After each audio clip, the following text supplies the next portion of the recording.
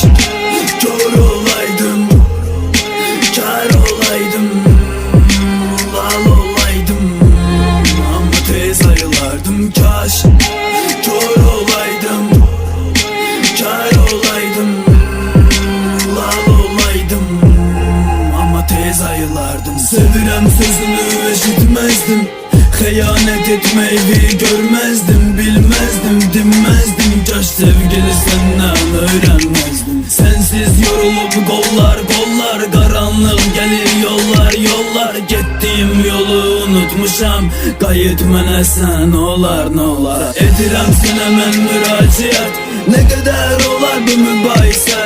Bezdim aparmaq mübarizə, boğaza yığdı bu münasibət. Sənə mahnalar bir daha ait olmasın,